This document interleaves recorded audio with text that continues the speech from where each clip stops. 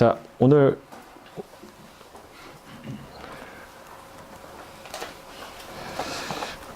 (12과입니다) 우리 제목 함께 읽을까요? 제목 시작.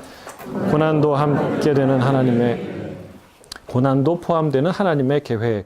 우리 주제를 한번 읽어볼까요? 시작. 우리의 삶을 주관하시는 하나님은 고난과 불의를 통해서도 우리를 향한 하나님의 계획을 이루십니다. 오늘의 키워드는 고난과 불의. 그렇죠? 고난과 불의를 통해서도 하나님은 하나님의 계획을 이루신다는 거예요. 할렐루야. 예를 들면 요리사가 요리할 때 뭐 칼도 이용하고 도마도 이용하고 그리고 조미료도 이용하고 물도 이용하고 다 이용하지만 불도 이용한다는 거예요. 뜨거운 오븐, 이 고난의 오븐도 요리를 하는 적극적으로 뭔가 귀한 요리를 만드는 중요한 도구, 중요한 과정이라는 거죠. 하나님이 마치 오븐을 사용하듯이, 요리사가 오븐을 사용하듯이 고난이라는 뜨거운 시간을 통해서 하나님이 놀라운 하나님의 뜻을 이루어 가신다라는 것이 오늘의 주제입니다. 하나님은 고난도 적극적으로 사용하실 줄 믿습니다. 고난은 실수가 아니에요. 고난은 우연이 아니에요. 고난은 하나님이 안 보시고 저주하는 시간이 아니고 실패의 시간이 아니고 하나님이 적극적으로 일하시는 시간이라는 사실이 오늘의 메시지예요. 네. 자, 오늘 강의는 여기서 끝이에요. 그거를 여러분 붙들고 가면 되는데 그 이야기를 이제 하고 있어요. 자, 우리 마스크맨, 우리 한 달 동안 계속 마스크를 하고 있는 우리 유지은 우리 형제님 한번 읽어주시겠습니까? 하나님은 우리가 원하거나 필요하다고 생각하는 것은 무엇이든지 주시는 램프의 요정 지니와 같은 존재가 아닙니다. 그러나 많은 그리스도인들이 믿음을 충분히 갖고 하나님께 순종하기만 하면 하나님이 자신의 꿈을 이루게 해주시고 재정적 어려움을 해결해 주시고 배우자를 주시고 암을 치유해 주실 거라고 믿습니다. 그러나 하나님을 사람들의 순종에 고난 없는 삶으로 보상해 주시는 협상가로 믿는 것은 믿음에 해롭습니다. 하나님은 흥정의 달인이 아닙니다. 하나님을 그렇게 보는 사람들은 예상하지 못했던 고난을 겪으면 좌절합니다. 그리고 상황이 자기 뜻대로 되지 않으면 하나님을 비난하고 떠납니다. 자, 하나님을 비난하고 떠나는 사람의 주요 이유가 뭐냐? 하나님과 잘못된 관계 설정을 한다는 거예요. 하나님을 잘못 이해한다는 거예요. 하나님을 흥정의 대상으로 축복의 수단으로 여겼을 때 이런 결과들이 온다는 것이죠. 반드시 하나님과 함께 동행할 때 뭐가 와요? 고난이 와요. 하나님이 고난을 피하게 도와주는 그게 믿음이 아니라 하나님과 동행할 때 반드시 고난의 과정을 거치게 되는데 그 고난이 오면 하나님을 이 흥정의 대상으로 축복의 수단으로 여기는 사람은 좌절하게 된다는 거예요. 그리고 좌절하면 하나님을 비난하며 하나님을 떠나게 된다는 것이죠. 저는 고난이 올 때 여러분 당당히 그 주님과 함께 동행하는 끝까지 그 길을 가는 믿음의 사람이 되길 주님 축복합니다. 고난이 오면 믿음이 떨어지는 게 아니라 믿음의 진가가 드러나요. 그게 가짜인지 진짜인지가 그때 드러나는 거예요. 그러니까 고난 때문에 믿음이 떨어지는 게 아니에요. 여러분이 갖고 있는 믿음이 진짜면 고난에서 빛을 발하는 거예요. 오늘 누구처럼? 요셉처럼. 고난 가운데 그의 믿음의 진가가 빛을 발하기 시작한다는 사실이죠. 질문이 있어요.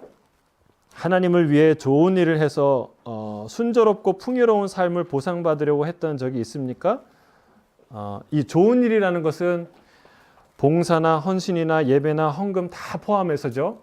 우리가 이렇게 우리가 말은 안 그렇게 하는 것 같은데 우리의 생각과 우리의 태도가 이런 태도를 갖고 있을 때가 많이 있죠. 제 아내도 있고 제 아내가 있다는 얘기 아니라 저의 안 속에도 이런 생각이 있고 여러분 아내도 있고 여러분도 아내가 있죠. 천국이나 축복, 능력을 보상받으려 할 때가 그런 때죠. 우리가 뭔가를 보상받으려 할 때 오늘도 누군가 얘기하면서 새벽 제단이라는 말 우리가 안 쓰면 좋겠다. 왜냐하면 뭐 100일 기도 뭐 여러분 하루만 정말 나와도 그건 완전한 예배예요. 그게 뭐 100일을 해서 완성이 되고 40일을 해서 완성이 되고 그것도 중요하죠. 우리가 목표를 갖고 달려가는 그런 어떤 성취감으로서의 중요한 것이지만 여러분 제단을 100일 쌓았다고 소원이 뭐 100% 이루어지고 99번 쌓았다고 99% 이루어지고 그렇습니까? 그건 아니죠. 그건 아니에요. 우리가 어떤 보상으로 하나님께 보상을 얻으려고 하나님께 나아가는 태도는 실망과 절망, 고난이 왔을 때 절망으로 이어질 확률이 매우 높다는 거예요. 근데 우리가 그런 태도를 가지고 주님을 대할 때가 참 많아요. 헌금을 할 때도, 헌신을 할 때도, 뭔가 교회 열심히 나올 때도 대부분 그런 이렇게 기대 심리가 있어요. 보상 심리가 있다는 거예요. 하나님을 그렇게 대해서는 절대로 본인 손해라는 거예요. 본인 손해. 자, 순조롭고 풍요한 삶을 위해 하나님께 최선을 다했는데도 고난을 당해 분노와 실망을 한 적 있습니까? 있으세요? 예? 있죠. 우리가 이런 단계를 다 거치죠. 그렇죠? 근데 하나님을 믿는 이유는 여러분 진짜 하나님을 믿는 이유는 무엇입니까? 왜 하나님을 믿어요? 예? 지훈 형제님 왜 하나님을 믿죠?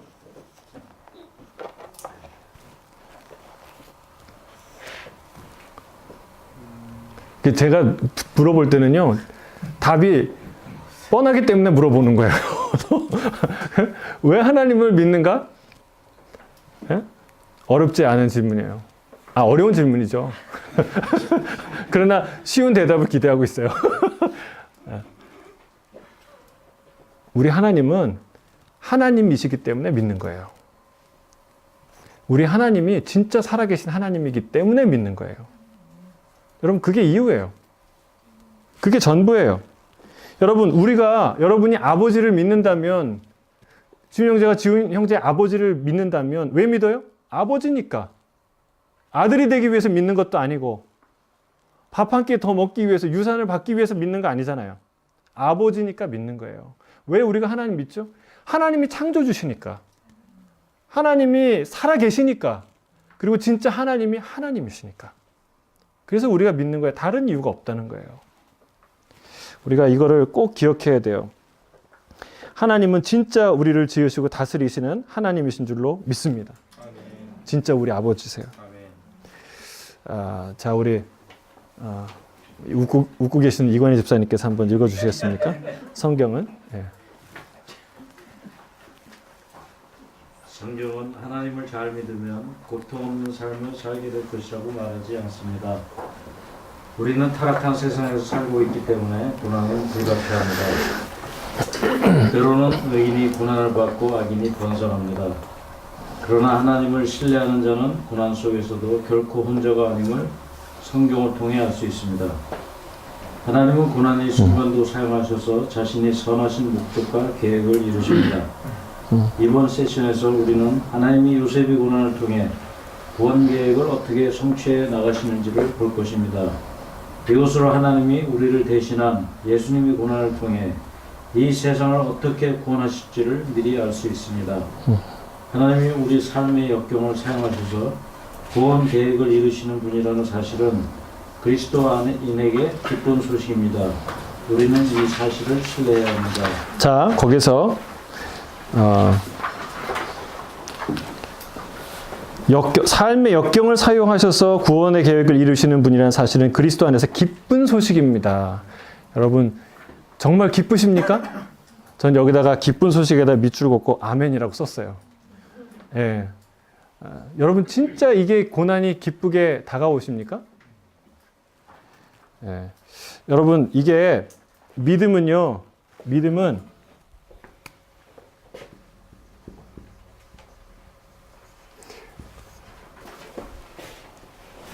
이가 들어가죠? 오랜만에 쓴 영어라서. 프레임 전쟁이에요. 프레임 전쟁. 어떤 전쟁이에요? 내가 인생을 네모나게 볼 것이냐? 세모나게 볼 것이냐? 동그랗게 볼 것이냐? 예? 이 전쟁이에요. 여러분 영화를 하나 보더라도요. 우리가 프레임을 갖고 보죠. 이 사람이 그러니까 영화 이렇게 딱 이렇게 열심히 보고 있는 사람한테 드라마 열심히 보고 있는 사람한테 물어보잖아요. 저 사람 나쁜 사람이야, 좋은 사람이야? 예? 나쁜 사람이다 그러면은 이제 모든 대사가 다 나쁘게 들려요. 아무리 좋은 얘기를 해도 전 나쁜 사기치는 대사예요. 예? 저 좋은 사람이야 그러면 아무리 화를 내고 이렇게 해도 저건 의분이지. 막 이렇게 좋게 해석을 하는 거예요. 그게 프레임이라는 거예요. 그리고 영화를 볼 때 이게 결말을 물어봐요. 이거 행복하게 끝나는 거예요? 불행하게 끝나는 거예요? 희극이냐 비극이냐? 여러분 이거는 영화를 보는 굉장히 중요한 관점이에요. 비극이다라고 생각하면요. 그 영화 보는 내내 슬퍼요. 아무리 즐겁고 아름답고 화려해도요. 그냥 슬퍼요 그게. 근데 이게 희극이다. 해피엔딩으로 끝난다 그러면 아무리 슬퍼도 기뻐요. 여러분 그게 프레임이라는 거예요. 여러분 우리 인생을 하나님이 비극으로 이끄실 거냐 희극으로 이끄실 거냐 어떤 프레임을 가지고 이 세상과 내 인생을 보느냐에 따라서 비극인데 기뻐할 수도 있고 희극인데 좋은 일이 벌어지는데도 슬퍼할 수가 있다는 사실이에요. 여러분 이 프레임 전쟁이에요. 이게 굉장히 중요한데 성경은요 하나의 내러티브예요. 이야기인데 이야기는 어떤 이야기를 통해서 하나님이 중요한 프레임을 주세요. 인생을 바라보는 세상을 바라보는 성경을 쭉 통독하고 나잖아요. 그러면 힘들다 다 읽었다 이 생각만 남는 게 아니라 나도 잘 모르지만 쭉 읽었는데 그 이야기들 속에서 어떤 이 틀이 생긴다는 거예요. 오늘 그 얘기를 하는 거예요. 여러분 이 틀이 극명하게 드러나는 사건이 뭐냐면 가데스 바네아 사건이에요. 이거는 여러 번 강조해도 지나치지가 않아요. 똑같은 12명의 탐정이 정탐꾼이 똑같은 사건, 똑같은 상황을 경험했어요. 그런데 10명의 무리가 뭐라고 얘기합니까? 우리는 메뚜기다. 예. 우리는 메뚜기라는 프레임을 갖고 있는 거예요. 우리는 메뚜기. 예. 그러니까 뭘 봐도 우리는 메뚜기예요. 우리 메뚜기야. 우리는 이게 비극적인 인생을 딱 가지고 이 현실을 분석하는 거죠. 근데 똑같은 사건을 경험한 갈렙과 여호수아는 어떤 결론을 냈습니까? 저들이 우리 밥이다. 세상은 우리 밥이라는 프레임을 갖고 세상과 인생을 보는 거예요. 여러분 어떤 프레임을 갖고 보세요? 그 프레임이 극명하게 단적으로 드러날 때가 언제냐면 고난을 만날 때예요. 여러분이 갖고 있는 인생을 바라보고 세상을 바라보는 여러분의 갖고 있는 프레임이 극적으로 드러나는 순간이 언제냐? 고난을 만날 때예요.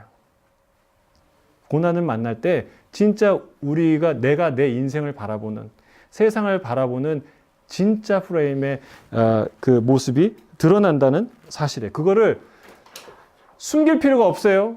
속일 필요가 없어요. 정확하게 보는 게 중요해요.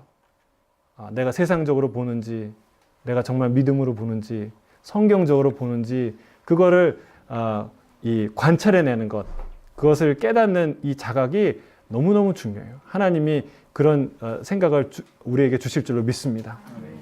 나는 어떻게 인생을 보고 있는가? 자, 오늘 이 하나님의 이야기를 보면서 그것을 이제 보게 될 거예요. 자, 넘어가서 1.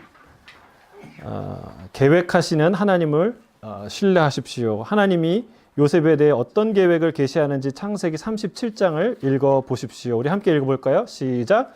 요셉은 노년에 얻은 아들이므로 이스라엘의 여러 아들들보다 그를 더 사랑함으로 그를 위하여 채색 옷을 지었더니 그의 형들이 아버지가 형들보다 그를 더 사랑함을 보고 그를 미워하여 그에게 편안하게 말할 수 없더라.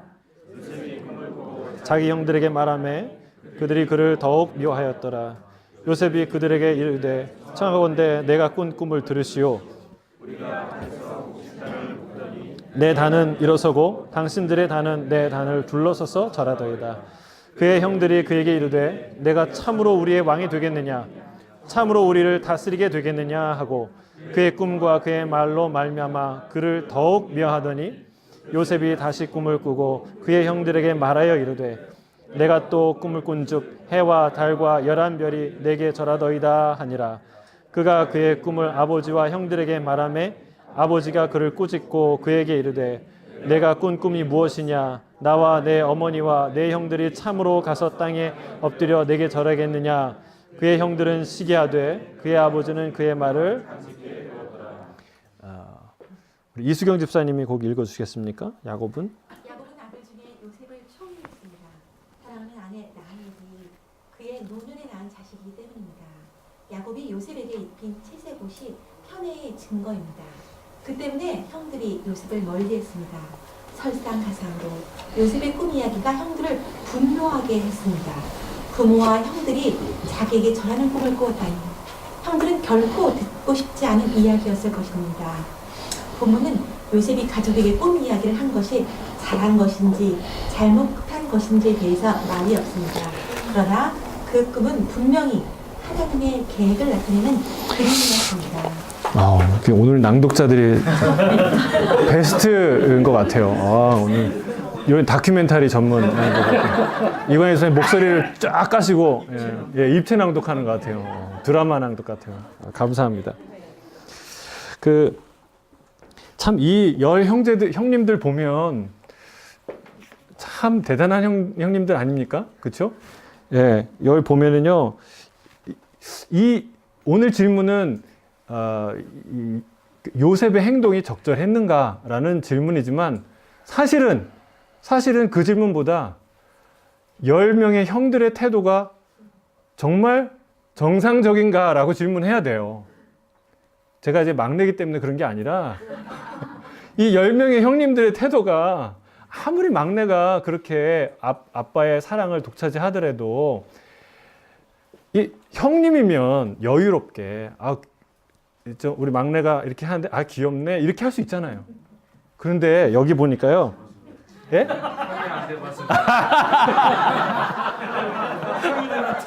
그래요? 여기 미워한다는 걸 3번이나 썼어요. 아무리 그래도 그렇지. 동생을 파는 좀 이따 나와요. 이 형들의 이게 잔혹함이 다시 나오는데 여기 보면 본문에 보면요. 미워한다는 말이 미워하였더라 더욱 미워하더니 시기하되. 그거 어떻게 한 동생을 이렇게 미워할 수 있었을까? 이것도 정상적인 형들이 아니라는 거예요. 시기와 분노는 이미 프레임이요. 이 사람들은요. 결정된 거예요. 어떤 프레임이에요? 비극 프레임이에요. 비극. 제가 사랑을 독차지하고 남은 사랑은 나에게 없다. 축복은 너한테 가고 나는 받은 축복이 없다. 이런 비극적인 프레임이에요. 그러니까 이미 이렇게 거기에서 분노와 시기가 오는 것이죠. 여러분 만약에 건강한 프레임을 갖고 있다. 하나님이 이 사랑스러운 아들도 주셨고 하나님이 나에게도 축복하실 것이다.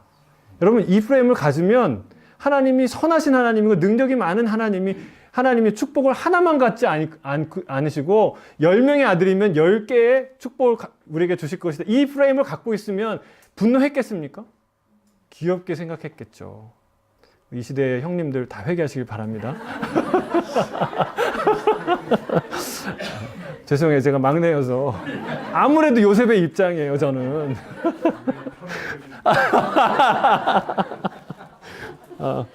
자,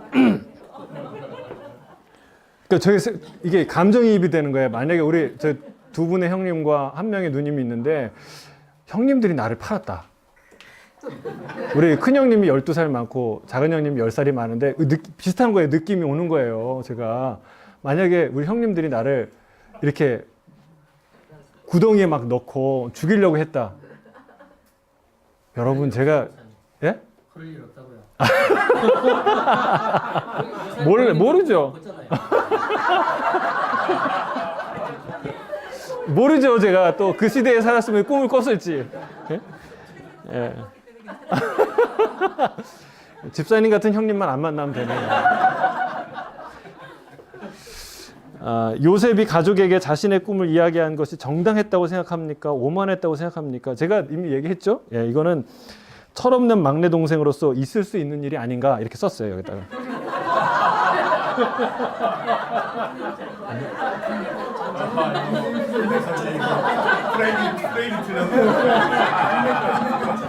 저는 요셉을 미워할 수가 없어요.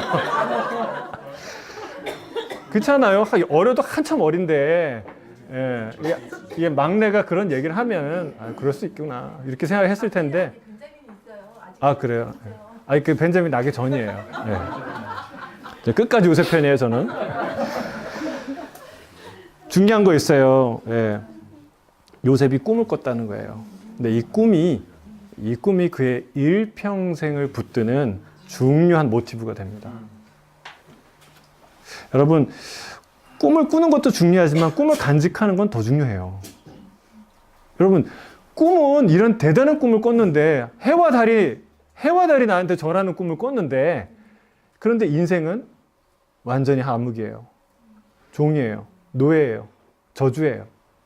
근데 그때 그 꿈을 붙들 수 있겠습니까? 그렇죠? 예. 꿈을 꾸는 것도 중요하지만 꿈을 붙드는 거는 더 중요하다는 사실이에요. 근데 이 요셉은요, 그 꿈을 붙들었던 사람이에요. 저는 여러분, 상처를 붙들지 말고 꿈을 붙들게 주의 이름 축복합니다. 자, 우리 그 뒤에 이제 하민우 집사님 한번 그 뒤에 읽어주시겠습니까? 요셉의 꿈에서 시작된 하나님의 계획이 성취되기까지 여정은 길고 고되었습니다. 요셉의 꿈이 어떻게 해서 창세기 결론을 위한 무대가 되었는지가 중요합니다. 지금까지 살펴보았듯이 아브라함의 후손을 통해 온 세상을 축복하는 것이 하나님의 중요한 계획입니다. 요셉의 꿈은 창세기 말미에서 하나님의 계획 가운데 열매를 맺습니다.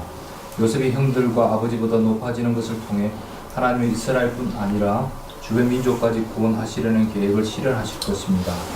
요셉이 곤란을 겪었지만 하나님은 그가 겪은 어려운 상황을 사용하셔서 그를 높이시고 그의 가족을 구원하셨습니다.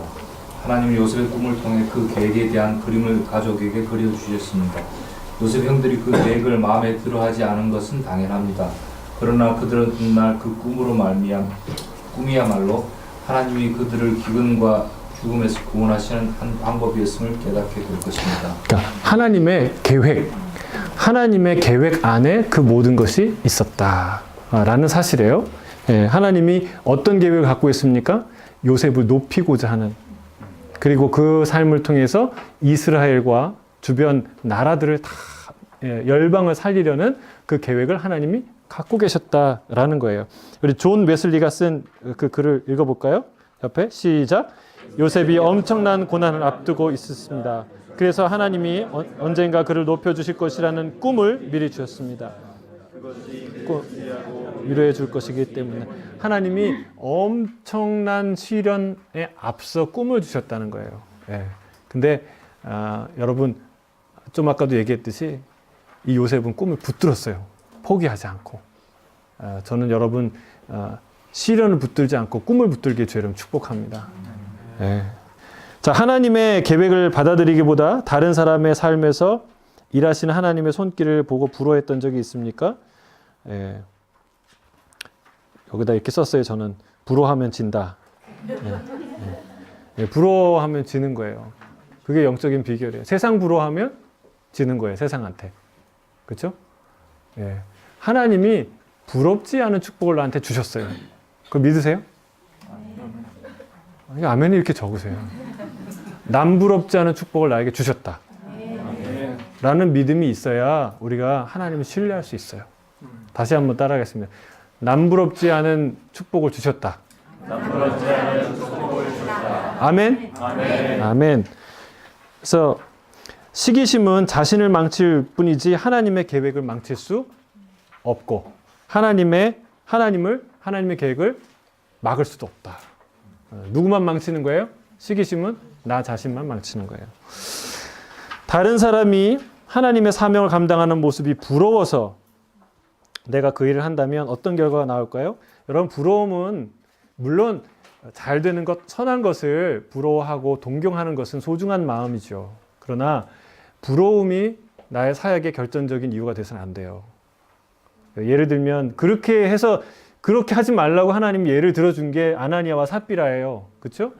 예. 부러움의 시작이었어요. 부러움이 아니라 부러움은 출발의 동기가 될 수는 있지만 그것은 우리의 근본적인 사역의 동기가 되어서는 안 되는 거예요. 예. 하나님의 사랑이 하나님의 나를 부족함 없이 채워줬던 그 사랑에 대한 감사와 고백이 헌신의 시작이어야 돼요. 그래야 우리가 이런 실수하지 않습니다. 자, 두 번째, 준비시키신 하나님을 신뢰하십시오 라고 써 있는데요. 우리 최태현 집사님 한번 읽어주시겠습니까?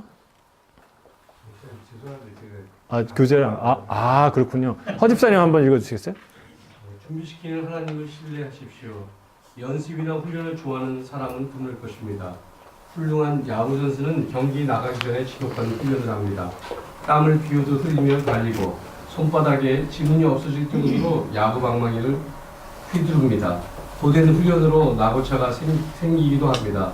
그러나 출전 선수 명단에 내 이름이 있고 글러브를 끼고 그 그라운드에 나가고 게다가 내가 친공으로 팀이 득점까지 한다면 훈련의 괴로움은 어느새 사라져버리고 훈련의 열매로 인한 기쁨만 가득할 것입니다. 고된 훈련과 즐거운 경기 사이의 상관관계는 무엇일까요? 전자는 후자에 대한 준비입니다. 고된 훈련에 지친 경험이 없다면 훌륭한 선수가 되지 못할 것입니다. 감독은 선수들을 연습이라는 어려움 속으로 몰아넣고 그들이 경기장의 스타가 될 수 있도록 준비시킵니다. 고된 훈련은 즐거운 경기 그리고 스타가 되는 그런 일에 준비가 된다라고 얘기합니다. 우리 계속해서 한번 읽어주시겠습니까? 멋진 미래가 우리를 기다리고 있습니다. 그 미래를 위해 어떤 준비가 필요한지 하나님이 가장 잘 아십니다. 하나님의 기업을 받기에 합당한 그리스도의 형상을 본받으려면 무엇이 필요한지도 잘 아십니다. 그래서 때로 우리를 역경이나 고난으로부터 즉시 구하지 않으시고 내버려 두십니다. 위험과 괴로움과 결핍 가운데 놓아둠으로써 우리를 위해 준비한 축복을 누리게 하십니다. 요셉의 삶에서 이런 진리를 볼 수 있습니다. 요셉은 형들의 손에 큰 고난을 당했지만 하나님은 자신의 계획을 위해 요셉의 고난을 사용하셔서 요셉을 준비시켰습니다. 자, 첫 번째 문장이 중요합니다. 멋진 미래가 우리를 기다리고 있습니다. 자, 밑줄 긋고 고개 10번 끄덕이세요. 예. 여기 밑줄 그어야 돼요. 이게 제일 중요한 문장이에요. 멋진 미래가 우리를 기다리고 있습니다. 그래서 이 프레임을 갖고 내 인생을 해석할 때 우리가 어떻게 고백할 수 있냐면 못 되어도 잘 된 것이다. 예? 예. 망해도 성공한 것이다. 이런 고백을 우리가 할 수 있다는 거예요. 자, 못 돼도 어떻게 했다고요? 잘 된 것이다. 예. 망쳐도 성공한 것이다. 여러분, 이 고백이 나온다는 거예요. 왜요? 우리가 못 됐다고 하는 것, 망쳤다고 하는 건 우리의 생각이에요. 요리사가 요리를 하는데 이 도마 위에 식탁 위에서 이렇게 도마 위에서 멋지게 막 화려한 칼날 솜씨를 막 하고 가진 재료를 막 하는데요. 그리고 나서 어디다 그걸 넣어요? 오븐에다가, 아주 뜨거운 오븐에다가. 요리사가 아무 손도 대지 않아요. 가만히 팔짱 끼고 있어요. 그러면 요리사가 쉬는 건가요? 예? 아니에요. 그거는 가장 중요한 쿠킹을 여전히 하고 있는 거예요. 요리사가. 그 시간은 다 요리사의 컨트롤 안에 있는 거예요. 요리의 과정이에요. 자, 우리 인생이 고난이라는 이 레인지 안에 쏙 들어갔을 때 그게 한 달이든 1년이든 우리가 짧으면 좋겠지만 하나님이 정하신 기간에 들어가 있을 때 그것은 하나님 팔짱 끼고 계시다는 것일까요? 아니라는 거예요. 하나님이 아주 적극적으로 우리의 인생에 개입하고 계시다는 뜻이에요. 그거를 우리가 생각해야 된다는 거예요. 요셉의 삶을 봤을 때 하나님이 계속해서 고난을 당할 때도 함께 하셔서 하셨느니라 이렇게 고백하고 있어요. 하나님은 절대 우리 곁을 떠나지 않으신다는 거예요. 하나님은 요셉이라는 이 그릇을 절대 손에 놓지 않으셨다는 거예요. 자, 전지하신 하나님이라고 써 있습니다. 우리 같이 한번 읽어볼까요? 핵심 교리 시작. 성경은 하나님이 모든 것을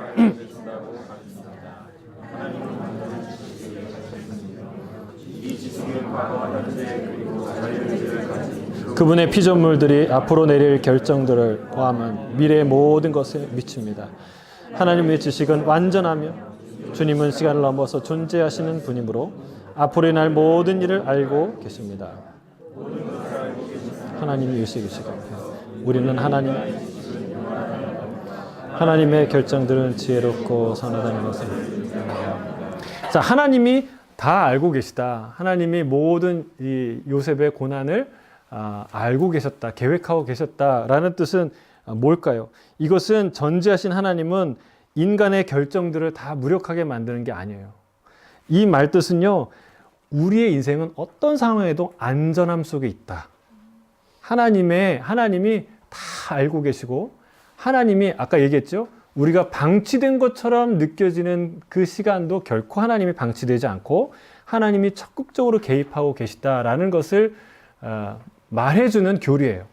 하나님이 전지하시다는 것은 그런 뜻이에요. 우리의 미래를 다 알고 조작하고 우리의 인생은 조작된 인생이다. 우리는 하는 게 아무것도 없다. 이런 무기력으로 만드는 해석하는 게 아니라 우리가 그 어떤 상황에 있을지라도 하나님을 알고 계시고 하나님이 그 앞길을 알고 계시고 하나님이 그 해법을 알고 계시고 하나님이 그 다음 길을 알고 계시고 끊임없이 우리를 하나님이 놀라운 능력의 손에 이끌려서 우리의 인생이 가고 있다라는 고백이 바로 전지한 하나님이라는 말의 의미라는 사실이죠. 자, 우리 성경을 같이 읽어볼까요? 23절부터 시작. 그의 형들이 요셉의 옷 곧 그가 입은 채색 옷을 벗기고 그를 잡아 구덩이에 던지니 그 구덩이는 빈 것이라 그 속에 물이 없었더라. 그들이 앉아 음식을 먹다가 눈을 들어 본즉 한 무리의 이스마엘 사람이 길라앗에서 오는데 그 낙타들이 유다가 자기 형제에게 이르되 우리가 우리의 동생을 죽이고 자 그를 팔고 그에게 우리 손을 대지 말자. 그는 우리의 동생이요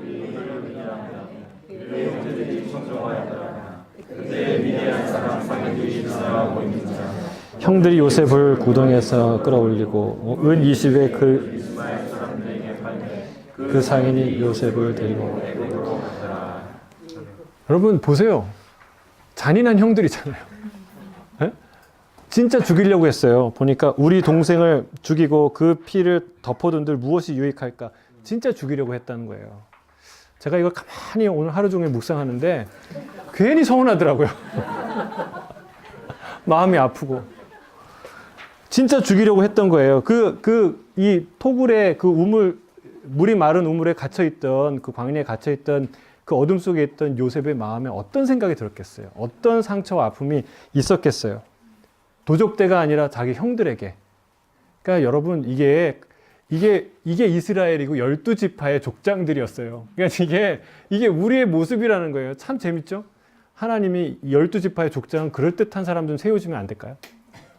근데 보니까 이런 수준의 사람이었어요. 근데 제가 보기에는 하나님이 여기서 딱 손 털어도 될 만한 사람들의 수준이. 어떻게 여러분, 집에서 형하고 동생하고 싸우기만 해도 막 화가 나고 막 그냥 어떻게 그럴 수 있냐 막 이러는데 그 정도가 아니잖아요, 이거는. 동생을 죽이려고 했고 실제로 죽인 거예요. 이런 일이 벌어지는 가족이에요. 근데 우리 가족 실상이 그래요. 가족이 뭐 대단한 사랑이 있는 것 같은데 사실 딱 까놓고 보면 우리 안에 사랑이 없고 미움과 시기가 있고 우리 가정의 실태가 그렇잖아요. 예, 그것만 당하고 사신 게 아니라 그렇게 하고 왔잖아요, 우리가. 그런 모습을 보여주는 거예요. 근데 하나님이 그런 사람들을 불러서 하나님의 이스라엘을 삼으세요. 놀라운 은혜 아닙니까? 하나님 여기도 포기하지 않아요. 하나님 여기도 무시하지 않아요. 참 이런 것을 야곱의 허물을 보지 않기로 결정하신 하나님. 그 하나님의 은혜가 아니면 어떻게 이 부분을 지나가겠어요? 자, 이 극악무도한 배신과 불의는 하나님의 계획을 이루기 위한 과정에 일부였습니다. 그래서 이 극악무도한 배신과 불의에다 밑줄 딱 긋고 여러분, 이 고난을 축복이라고 말하는 것은 사실은 굉장히 위험한 얘기죠. 욕을 먹을 각오를 하고 해야 돼요. 왜 그렇습니까?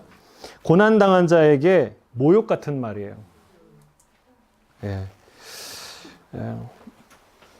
그러니까 어떤 분이 우리나라의 6.25가 우리에게 끔찍한 전쟁이었고 끔찍한 상처와 아픔과 우리나라를 정말 이렇게 끝없는 나락으로 절망으로 만든 전쟁이 아닌가라고 얘기하는데 그렇지 않고 6.25를 통해서 대한민국의 기틀이 세워졌다라고 얘기를 하는 분이 있어요. 여러분 동의하세요? 근데 이런 거 쉽지 않아요. 여러분 일제 강점기가 우리에게 축복이었습니까? 이렇게 얘기하면은 민족의 반역자 돼요.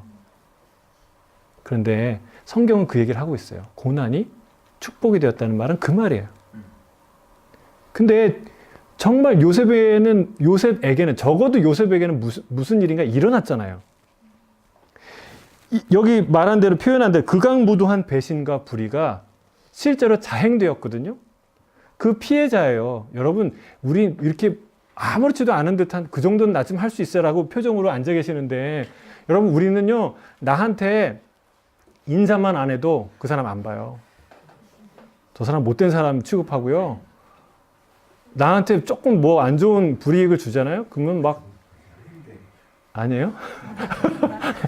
그러니까 우리는 그래요. 근데 이게 그 정도가 아니에요. 자기를 죽이려고 했고 그 어린 나이에 물론 이제 청소년 나이였지만 그런 씻을 수 없는 상처와 아픔을 드라마 보면요 별것도 아니에요. 복수의 모티브가 예? 어렸을 때 나 뭐 그 뺏었거나 뭐 소중한 걸 뭐 안 줬거나 그 상처 때문에 뭐 무슨 뭐 무지막지한 원수가 되고 보복을 하고 그런 모티브잖아요. 근데 이게 이 말대로 극악무도한 배신과 불의를 당했는데 그런데 어떻게 요셉은 형들을 용서하고 축복할까요? 사랑할까요? 뭔가 어떤 일이 있었잖아요. 여러분 그 일이 저와 여러분에게 일어난다는 사실이에요. 할렐루야. 그게 하나님의 역사고 성경의 프레임이에요. 성경을 읽고 나면 나도 모르는 어떤 프레임이 형성이 되는데 그게 바로 오늘의 이야기예요. 내 고난마저도 하나님이 축복으로 바꾸신다. 왜? 하나님 살아계시니까. 왜? 하나님 나한테 선을 베푸시니까. 하나님 나를 사랑하시니까. 그런 프레임을 갖고 보면 고난이 축복이 되는 거예요.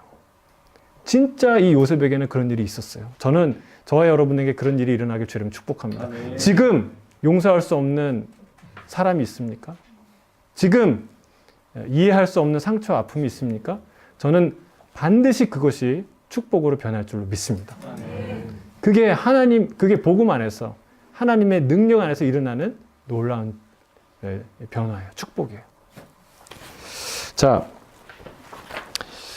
넘어가서 하나님의 계획은 단지 이스라엘만이 아니라 세상을 구원하는 것입니다. 요셉이 당한 거절과 고난은 하나님의 계획을 성취하기 위한 수단이었습니다. 요셉은 가장 가까운 가족에게 배신을 당했습니다. 형제들에게 배신당한 요셉은 노예가 되어 애굽에 팔려갔지만 하나님은 이 모든 사건을 통해 요셉을 준비시켰습니다. 요셉을 내쳤던 가족들뿐 아니라 다른 사람들까지도 구원하게 하셨습니다. 예. 근데 이거 우리 기억할 게 있어요. 하나님이 악을 사용하시지만 악도 선으로 하나님이 만드시지만 그러나 악을 만들거나 악을 조장하지 않으신다는 거예요. 그건 분명히 우리가 이해하고 있어야 돼요. 예를 들면 어딜 가니까 이렇게 깨진 유리인데 깨진 유리를 어떤 프레임에 딱 넣으니까 너무 아름다운 작품이에요. 그러니까 깨진 유리를 놓고 그 바깥 양쪽에다가 이렇게 깨지지 않은 유리를 딱 해가지고 또 멋지게 또 이렇게 만들었더라고요. 예. 그러니까 깨진 유리를 가지고 아름다운 작품을 만들 수 있는 분이 하나님이라는 거예요. 그렇지만 그 작품을 만들기 위해서 깨뜨리는 분은 아니라는 거예요. 깨뜨리는 건 누구예요? 우리예요. 우리의 죄예요. 이 세상의 악이죠. 그러나 하나님이 그 악마저도 하나님이 선으로 아름다운 작품으로 승화시키는 위대한 장인이라는 거예요. 하나님이 그런 분이에요. 그래서 이 요셉의 이야기는 하나님을 그렇게 찬양하는 거예요. 인간들의 악을 만인의 선으로 바꾸시는 위대한 하나님을 선포하고 있다는 사실이죠. 자, 3번 우리 같이 읽어볼까요? 시작. 우리 김성수 집사님 한번 읽어주시겠습니까? 요셉은 형들에게 배신당해 노예로 팔려갔지만 하나님이 그와 함께 하셨습니다. 형들에게 배신당한 요셉은 노예로 팔려 바로의 친위대장 보디발의 종이 되었습니다. 하나님이 요셉과 함께 하시어 그가 하는 모든 일을 형통하게 하시니 보디발이 그에게 집안일을 모두 맡겼고 하나님이 보디발의 집을 크게 축복하셨습니다. 이것은 아브라함을 축복하는 모든 사람을 축복하겠다는 약속을 하나님이 어떻게 지키시는지 보여주는 예입니다. 그러나 얘기가 전개되면서 상황은 악화되고 시작합니다. 자, 하나님이 함께 하셨다 계속 반복하죠. 자, 우리 성경을 읽어보겠습니다. 시작. 요셉은 용모가 빼어나고 아름다웠더라. 내가 요셉에게 눈짓하다가 동침하기를 청하니 요셉이 거절하며 자기 주인의 아내에게 이르되 내 주인이 집안의 모든 소유를 간섭하지 아니하고 다 내 손에 위탁하였으니 이 집에는 나보다 큰 이가 없으며 주인이 아무것도 내게 금하지 아니하였어도 금한 것은 당신뿐이니 당신은 그의 아내임이라. 그런즉 내가 어찌 이 큰 악을 행하여 하나님께 죄를 지으리이까. 요셉이 듣지 아니하여 동침하지 아니할 뿐더러 함께 있지도 아니하니라. 그러할 때 요셉이 그의 일을 그 집 사람은 하나도 거기에 없었더라. 그 여인이 그의 옷을 잡고 이르되 나와 동침하자. 그러나 요셉이 자기의 옷을 그 여인의 손에 버려두고 밖으로 나가매 그 여인이 요셉이 자기 버려 도망하여 나감을 보고 그 여인의 집 사람을 불러서 그들에게 이르되 보라, 주인이 히브리 사람을 우리에게 데려다가 우리를 희롱하게 하는도다. 그와 나와 동침하고자 내게로 들어오므로 내가 크게 소리 질렀더니 그가 나의 소리 질러 부름을 듣고 그의 옷을 내게 버려두고 도망하여 나갔느니라 하고 그의 옷을 곁에 두고 자기 주인의 집으로 돌아오기를 기다려 이 말로 그에게 말하여 이르되 당신이 우리에게 데려온 히브리 종이 나를 희롱하려고 내게로 들어왔으므로 내가 소리 질러 불렀더니 그가 그의 옷을 내버려 두고 밖으로 도망하여 나갔나이다. 자기 아내가 자기에게 이르기를 당신의 종이 내게 이같이 행하였다 하는 말을 듣고 심히 노한지라. 이에 요셉의 주인이 그를 잡아 옥에 가두니 그 옥은 왕의 죄수를 가두는 곳이었더라. 요셉이 옥에 요셉과 함께 하시고 그에게 인자를 더하사 간수장에게 은혜를 받게 하심에 간수장이 옥중 죄수를 다 요셉의 손에 맡김으로 그 재반 사물을 요셉이 처리하고 간수장은 무엇이든지 살펴보지 아니하였으니 이는 요셉과 함께 하심이라. 우리 전도사님이 좀 읽어주시겠어요? 요셉은 보디발의 아내에게 수차례 요구를 받았지만 모두 거절했습니다. 그럼에도 불구하고 모함을 당해 누명을 쓰고 감옥에 갇혔습니다. 그러나 하나님은 감옥에서도 그와 함께 하셨습니다. 하나님은 그를 버리지 않았습니다. 그는 혼자가 아니었고 하나님은 큰 은혜를 베푸셨습니다. 간수가 모든 죄수를 요셉에게 맡겼고 이번에도 그가 하는 일마다 형통했습니다. 하나님이 함께 하셨다고 했어요. 여러분, 이 하나님이 함께 하시는 것도 중요하지만 요셉이 하나님을 버리지 않았다는 거예요. 그것 굉장히 중요한 포인트예요. 여러분, 요셉에게만 하나님이 함께 하실까요? 우리에게는 함께 안 하실까요? 예? 우리에게도 함께 하시죠. 어딜 가나 함께 하시죠. 근데 여러분, 그 중에 하나님의 함께 하심을 부인하거나 깨닫지 못하거나 인정하지 않거나 쉽게 잊어버리고 그러는 사람들이 있다는 거예요. 여러분, 정말 끝까지 하나님의 손을 붙들기 주여름 축복합니다. 예, 하나님이 물론 강권적으로 역사하시고 하나님이 놀라운 은혜를 부어주셔서 그 위기를 다 지나갔지만 여러분, 이 요셉 역시 어떤 위기에도 절망하지 않고 속단하지 않고 자기 인생을 함부로 취급하지 않았다는 거예요. 저는 여러분이 어떤 어려움에 있어도 거기 결론 내지 않길 바랍니다. 하나님이 함께 하시기 때문에 새로운 미래가, 정말 좋은 미래가, 아름다운 미래가 준비되어 있다는 사실이에요. 요셉이 유혹을 이기고 승리한 것에서 배울 수 있는 교훈은 무엇입니까? 축복을 받기 위해 혹은 고난을 이기기 위해 하나님이 필요한 것이 아니라 하나님을 신뢰하기 때문에 고난도 받을 수 있고 축복도 받을 수 있는 것이라는 사실입니다. 우리가 축복받기 위해 고난을 이기기 위해서 하나님을 필요로 하는 것이 아니에요. 하나님을 신뢰하기 때문에 그 이유 때문에 우리가 고난도 받을 수 있고 그리고 축복도 받는다는 사실이에요. 하나님 신뢰하는 게 먼저라는 사실이죠. 자, 하나님이 함께 하시면 모함 당하거나 감옥에 갇히는 등의 나쁜 일을 겪지 않을 것이라고 생각하는 사람이 많습니다. 만일 하나님이 우리를 위하시면 누가 우리를 대적하리요? 라는 말씀을 성도의 삶에는 역경이 없다는 뜻으로 받아들이기 때문입니다. 그래서 같은 성경에 있는 고난, 기근, 벌거벗음, 위험 등 많은 어려움을 겪게 하실 것이라는 구절을 눈여겨보지 않고 넘어갑니다. 하지만 이것은 하나님은 나쁜 일이 일어나지 않도록 막아주시는 분이 아니라 나쁜 상황에서도 동행해 주시는 분이라는 것을 의미합니다. 하나님은 우리가 모든 고난과 시험을 안전하게 통과하도록 도우십니다. 그래서 여러분 그 교재를 미리 읽어오시고 예습해 오실 분들은 다 예습하시는데 예습 안 해오셔도 여기서 읽어도 좋아요. 왜냐하면 읽기만 해도 은혜가 되니까. 그래서 준비가 안 됐어도 다 들고 오세요. 얼마나 아름다운 얘기예요. 그렇죠? 하나님이 나쁜 일이 일어나지 않도록 막아주시는 분이 아니라 나쁜 상황에서도 안전하게 통과할 수 있도록 인도해 주시는 분이다. 그게 하나님이라는 사실입니다. 하나님이 나와 동행하지 않는다라고 느낀 적이 언제입니까? 반대로 하나님의 임재를 충분히 느낀 적은 언제입니까? 경험을 나눠보십시오. 지금 뭐 다 나눌 수가 없으니까. 우리가 욥기를 지금 읽고 있습니까, 여러분? 이 교재를 따라서 성경은 읽고 오셔야 돼요. 같이 읽을 수는 없으니까. 제가 그 욥기를 쭉 읽는데 참 욥기는 대단해요. 하나님이 왜 욥을 선택하지 않고 아브라함을 선택했을까? 이게 의아할 정도로 아니 욥같이 훌륭한 사람이 있는데 왜 아브라함을 선택하셨을까? 하나님의 은혜야, 하나님의 은혜.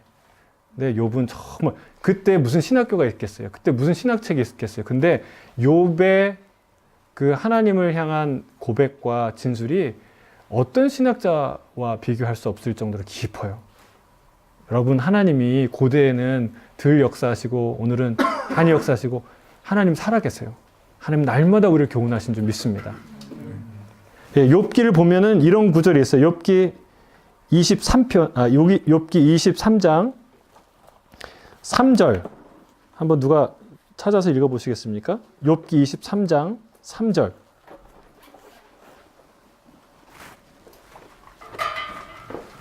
네?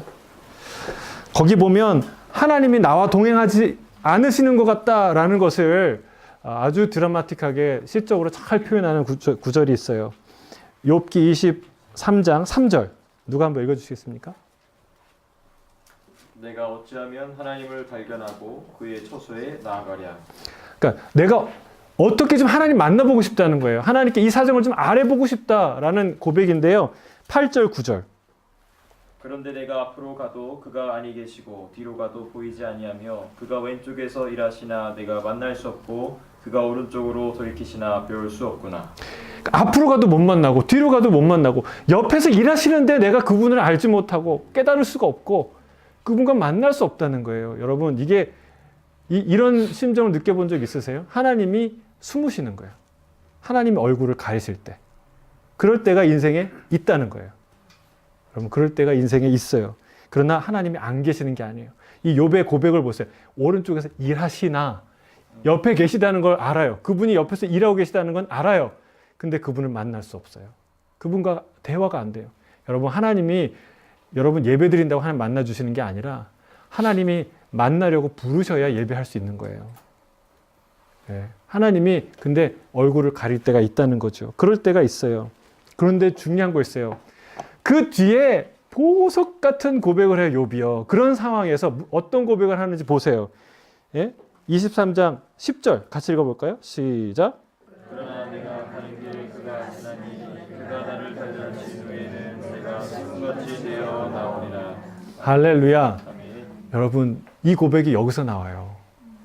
예, 내가 뭐 이렇게 하나님 뭐 이것저것 은혜를 주시고 막 성령 충만했을 때 그 고백이 나온 게 아니라 앞을 가도 뒤를 가도 하나님 만날 수 없고 하나님 옆에 일하시나 내가 그분을 깨달을 수 없고 볼 수 없을 때에 아무것도 들릴 수도 없을 때 하나님과 소통하는 그런 느낌이 하나도 들지 않을 때 이 고백을 하는 거예요. 그러나 하나님이 나의 가는 길을 아시나니 내가 이 길을 간 후에 정금같이 나올 것이다. 순금같이 나올 것이다. 할렐루야. 이게 욥의 고백이었는데요. 저와 여러분의 고백이 되길 주의 이름 축복합니다.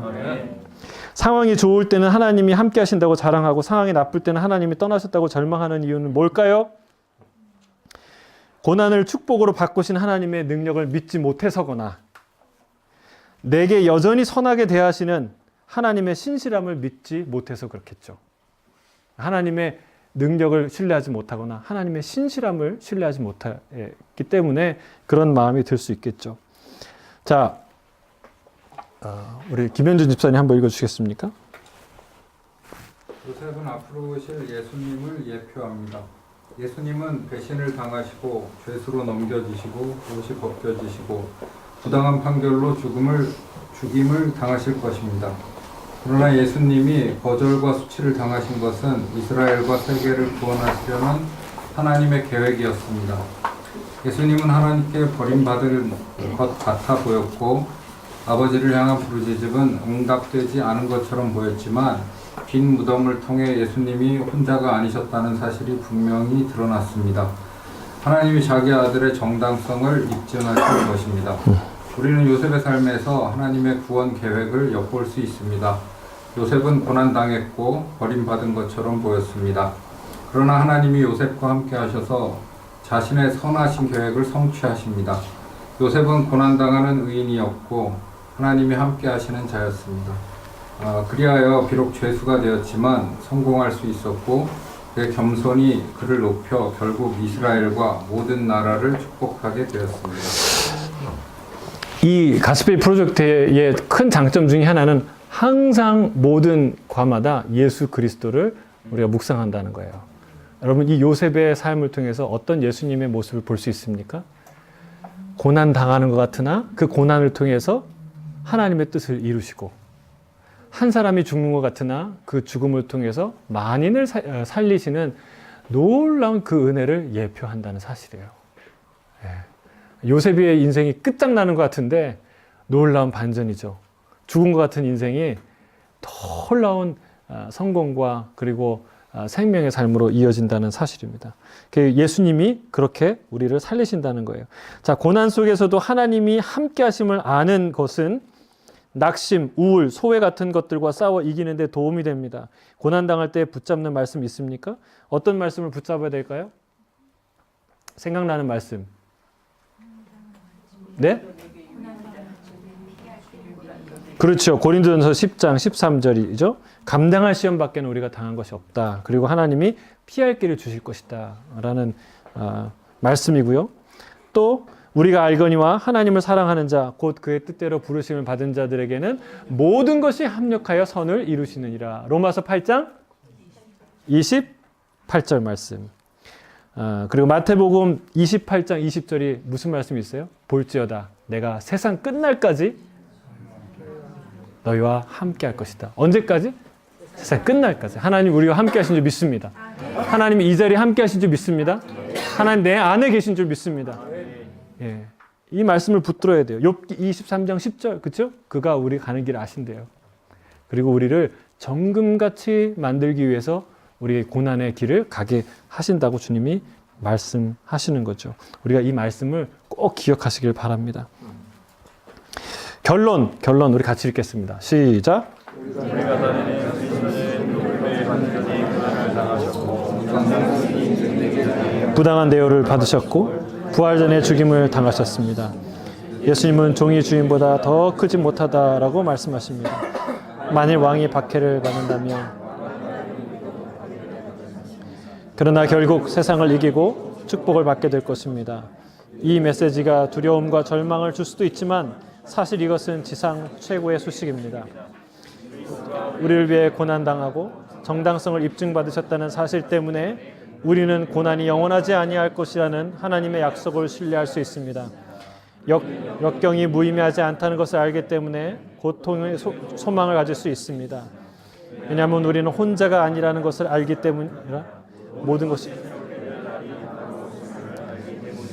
자, 우리가 기억해야 될 거 있어요. 우리가 세상을, 인생을 바라보는 프레임의 중요한 4가지. 첫 번째는 고난이 영원하지 않을 거다.